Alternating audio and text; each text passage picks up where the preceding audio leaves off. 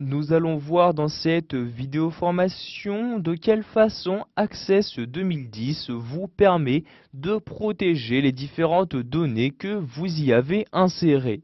Nous allons donc voir dans un premier temps qu'il est possible de compacter et en même temps réparer votre base de données pour supprimer toute erreur ou information inutile se trouvant à l'intérieur. Donc pour effectuer cette manipulation, vous vous rendez en haut à gauche de votre écran et cliquez sur le menu Fichier. Une fois dans ce menu, vérifiez bien tout d'abord que vous êtes dans la catégorie Information et vous avez alors le bouton Compacter et réparer qui apparaît.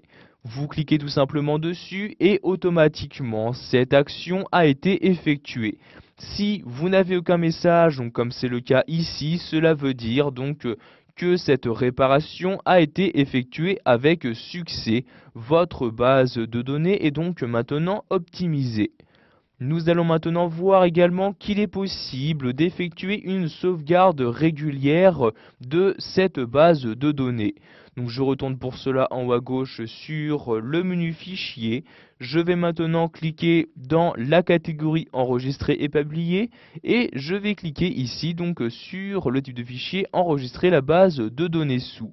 Maintenant, je vais choisir ici Sauvegarder la base de données et je clique maintenant sur Enregistrer sous. Vous avez alors cette fenêtre-ci qui apparaît où vous allez choisir dans un premier temps vers quel emplacement vous souhaitez effectuer cette sauvegarde. Donc par exemple ici dans mon bureau je vais créer un nouveau dossier et je vais par exemple mettre ici mes versions de ma base de données, donc comme nom de dossier. J'appuie donc sur la touche Entrée, je double-clique sur le dossier pour y accéder. Maintenant, vous pouvez voir comme nom de fichier qu'apparaît alors donc le nom de la table avec ici la date actuelle. Cela vous permettra donc en ne changeant pas ce nom de fichier d'avoir une sauvegarde quotidienne.